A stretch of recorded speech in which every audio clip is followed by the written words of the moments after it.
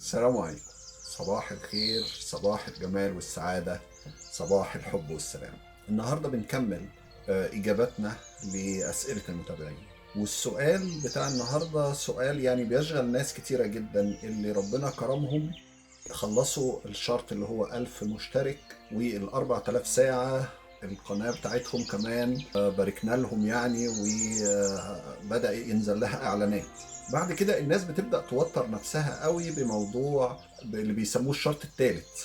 وهو المفروض يعني ان الناس ما توترش نفسها. يعني انا السؤال اللي جاي النهارده من قناة وصفة سريعة مع أم مريم، وإن شاء الله هحط وصلة للقناة بتاعتها، وإذا ربنا أكرمني وافتكرت هحط كمان الوصلة بتاعت القناة بتاعتها في الديسكريبشن، في الوصف بتاع الفيديو، كنوع من الدعم للقناة بتاعتها. هي بتقول إن الشرط الثالث صعب قوي، وناس كتيرة جدا يعني من أول ما بيفعل، يعني أول النهاردة أنا فعلت النهاردة، فيبدأ يفكر في إزاي أنا أجمع ال10 دولار الشهيرة قوي اللي هو بيسموها الشرط الثالث. انا عاوز اقول بس قبل ما نجاوب ازاي نجمع ال10 دولار، انا عاوز اقول يا جماعه حاولوا ان انتوا يعني ما تشغلوش بالكم موضوع ال10 دولار ده.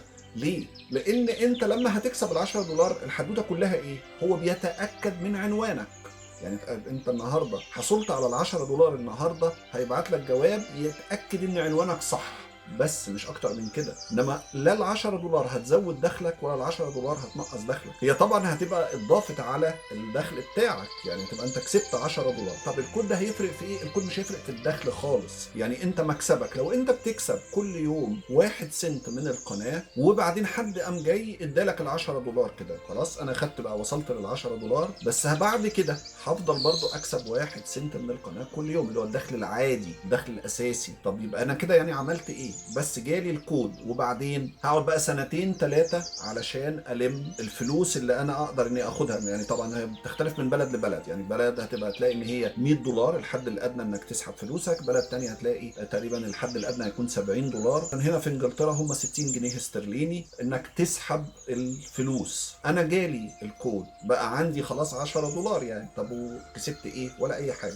ازاي نحقق ال10 دولار؟ وال10 دولار صعبه جدا. انا شخصيا يعني ما خدتهمش من اي حد ولا عملت اي حاجه، انا بس من الاعلانات، لان انا كان هدفي كمان اني اعرف متوسط مكسب القناه هيجيب لي قد ايه. انا كان سهل جدا ان اي حد يقوم يديني ال10 دولار وخلاص، وابقى انا حققت الشرط الشهير اللي الكل بيسميه الشرط الثالث الصعب قوي. لان لو كان صعب ان انت تجمع 10 دولار فهيكون صعب جدا انك تجمع 100 دولار. يعني لو انت مش قادر تجمع ال10 دولار مثلا في 3 شهور، طب يبقى معنى كده انك على بال ما تجمع ال100 دولار علشان تسحب فلوس هيبقى قدامك بقى 3 سنين. وده اللي انا بالفعل، عشان كده انا ما عملتش سوبر شات، ما عملتش اي حاجه تجيب لي ال10 دولار بسرعه، ولكن قلت ايه، اشوف انا هجمع الفلوس دي في قد ايه من الاعلانات، علشان نعرف بقى. نيجي بقى لاجابه السؤال للناس اللي عاوزه تجمع ال10 دولار. طب تكسب 10 دولار ازاي انت في القناه بتاعتك كواحد لسه مفعل جديد، لسه معاه 1000 مشترك وشويه كده، وهو بدا يكسب فلوس؟ هيكون اول دخل ليك هو الاعلانات.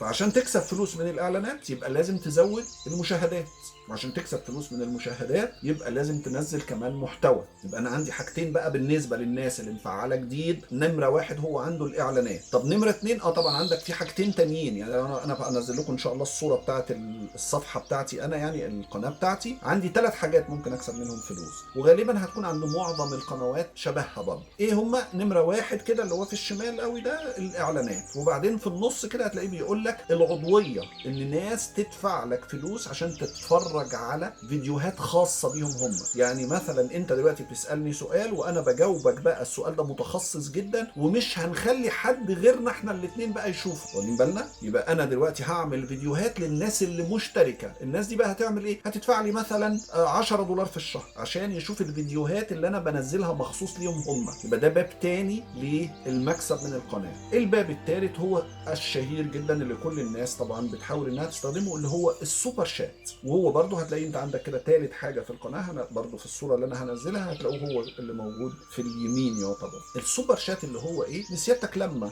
بتعمل بث مباشر او تنزل عرض اول، ممكن الاثنين. لما انت بتنزل عرض اول او بتنزل بث بيحصل ايه؟ الناس ممكن تكتب لك شات، صح؟ هنا كلمه السوبر شات اللي هو بقى الشات الناس يعني اللي السوبر، ان هم هيدفعوا فلوس علشان يبعتوا لك ستيكر، حاجه فيها رسم شكل جميل، او علشان اللي هم كتبوه يتثبت فوق وبالتالي ما يتزحش ما يتحذفش بسرعه. طب هو هيدفع كام بقى علشان الموضوع ده؟ معظم الناس بتعملها بالاتفاق كده، او هو يدخل هو نفسه من حساب تاني له ويبعت لنفسه $10 يعني، او اللي هيوصل له $10. خلي بالنا، لان ايه، انا عن نفسي ما اعرفش صراحه السوبر شات هيكلف كام. اللي اعرفه ان لو حد بعت لي $10 انا هاخد منهم 70% غير التكلفه. ده اللي مكتوب على اليوتيوب. يعني انا لو حد بعت لي $10 بالكتير قوي انا هكسب $7، هيوصلني منهم 7. فبالتالي علشان انت حد يبعت لك $10 مثلا، فانت محتاج ان هو يبعت لك تقريبا حوالي هنقول مثلا $15، يبقى يوصل لك انت بقى 10، يوصل لك 11، يوصل لك 12 في التقريب كده. ده اللي معظم الناس بتعمله يا جماعه. لو السوبر شات مقبول عندك في بلدك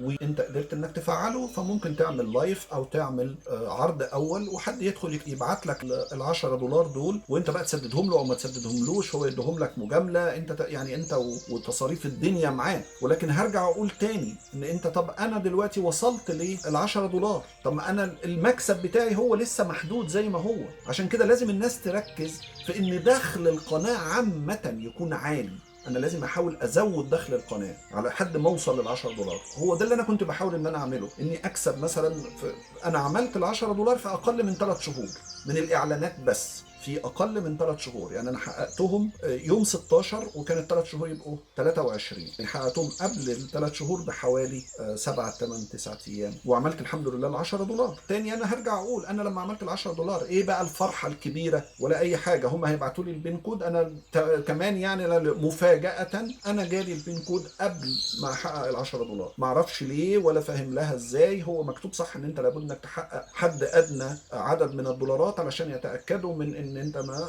لكن اللي حصل ان انا جالي الكود قبل ما احقق $10، ودخلت على الادسنس ولقيت ان انا عندي $2، 2 جنيه استرليني، يعني 2 جنيه حاجه و40 تقريبا، حاجه زي كده. طب وبعدين دلوقتي انا حققت $10، بقيت انا عارف نفسي ان انا تقريبا في ال3 شهور بعمل حوالي $10. طب عشان اوصل لده، او لو حد عاوز يعمل ده، ليه؟ لان انت دلوقتي لو انت قلت لحد مثلا ايه، طب انا هبعت لك بقى $1 علشان انت تبعت لي $10، انت عايز تحول له تحويل بنكي لحسابه اللي موجود معرفش فين علشان الشخص ده يبعت لك $20، يبقى انت محتاج الموضوع علشان تكسب $10 انت هتصرف حوالي $30 مثلا. طب ليه؟ ايه المبرر بتاعهم يعني؟ ليه انت هتصرف الفلوس دي كلها علشان تاخد $10، وبعدين $10 دول هيفضلوا مركونين عند جوجل لحد ما انت تقدر تحقق 100 او 70 او ايا كان، يعني مبلغ اكبر منهم بكتير، وما عندكش طولة بال. طب هتقدر تطول بالك ازاي لحد ما توصل لل70 او 100؟ ناخد بالنا من الحته دي يا جماعه. طب ايه الهدف بقى وايه اللي المفروض الناس تعمله؟ زي ما قلت، انت لو انت مستعجل فانت عندك الحل ده اللي هو السوبر شات، الناس تدخل تبعت لك فلوس. ولو انت عندك يعني ناس حبايبك، انا شفت قناه بنوته صغيره كده بتغني اجنبيه، هي يعني بتغني مش عارف بالبرتغالي تقريبا او الاسباني حاجه زي كده، والناس ممكن تخش تبعت لها بقى $1 في الثاني في الثالث، هتلم $10. يعني لو انت راجل عندك حضور كده وهتقدر انك تعمل حمله مثلا لجمع تبرعات ولا حاجه، ممكن تفتح لايف وتتكلم مع الناس وتجمع تبرعات. لو انت بقى هتلاقي حد يجاملك زي ما بقول كده، انت تعرف حد مثلا قاعد في اوروبا وهو عنده العمله الصعبه يعني اللي هو $. او اليورو او الاسترليني، حسابه العادي هو فيه الفلوس دي، فمش هيفرق معاه كتير ان هو يقوم باعت لك $15. بس هرجع اقول تاني، انت حملت نفسك مجامله كبيره قوي، خدت $15 من حد، وبعدين $15 دول هيفضلوا مركونين الى اجل غير مسمى لحد ما انت بقى تقدر تجمع 70 او تقدر تجمع 100. طب ايه الحل؟ في رايي انا الحل المنطقي يعني انك تحاول تزود المشاهدات على قناتك، ومش بس تزود المشاهدات ولكن تزود المشاهدات، الناس تركز قوي معايا في الحته دي بقى، زود المشاهدات من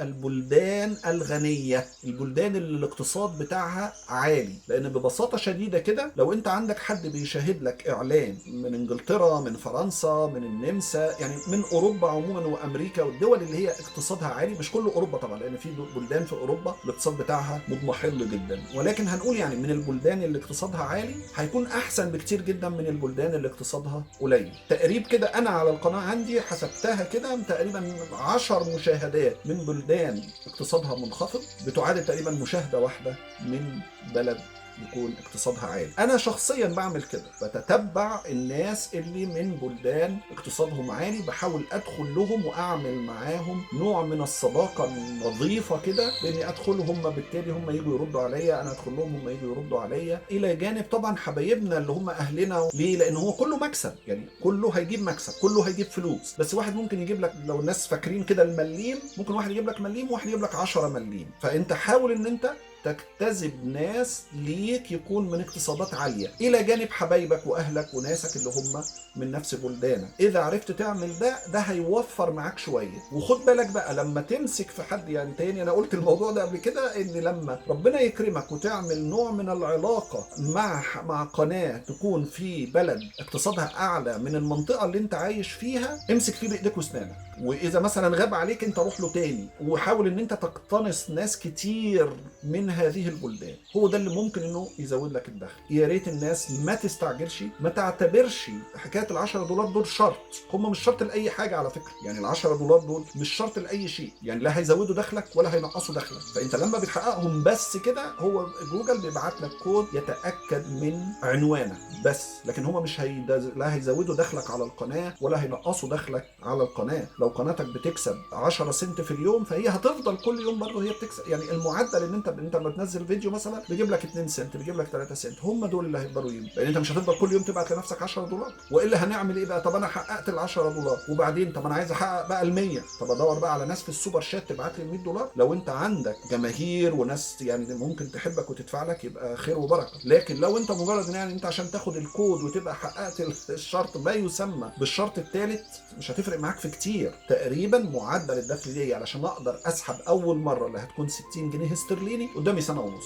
لو انت اقل من كده يبقى انت قدامك وقت اطول في انك تسحب. حتى لو خدت $10 بالسوبر شات، فكره $10 اتمنى انها تكون وضحت للناس، والناس ما تكونش موتره نفسها قوي. انت ركز في المحتوى اللي انت بتعمله، ركز في ان المحتوى بتاعك يجي عليه مشاهدات، اكتر من كده. ده افضل شيء بالنسبه لك. وما توترش نفسك وتفتكر ان ده شرط هيزود لك حاجه او هينقص لك حاجه. لا، يعني احنا كنا بنقول ايه؟ الشرط اللي هو ال1000 مشترك. طبعا ده شيء يوترك. ليه؟ لان انت لو ما حققتش 1000 مشترك مش هيخش لك ناس، مش هيخش لك فلوس. لو ما حققتش ال4000 ساعه مش داخل لك فلوس، مش نازل لك اعلانات. لكن انت دلوقتي حققت الشرطين الاولانيين دول وبدا ينزل لك اعلانات. الاعلانات بتاعتك هي الدخل الاساسي. طب وبعدين عندك بقى ناس ممكن تدفع لك. انت راجل بتعمل دروس خصوصيه او بتعمل استشارات نفسية للناس، وهتبدأ ان انت تديهم حاجة في الخاص، ده شيء تاني بقى. ممكن ان انت تعمل ده في فيديوهات خاصة والناس تدفع لك، لو اذا جالك حد يدفع لك فلوس على الفيديوهات الخاصة دي، الغير اللي الناس تانية بتشوفه خالص، اللي هو العضوية. هتلاقيها عندك كده في القناة موجود، بيدي لك كده خاصية تانية، العضوية. تبدأ انت تحدد بقى انت هتدي ايه للناس وكده، او السوبر شات. اتمنى ان انا ما اكونش طولت الفيديو عليكم، واتمنى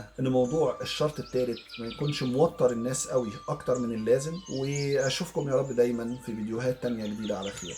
السلام عليكم.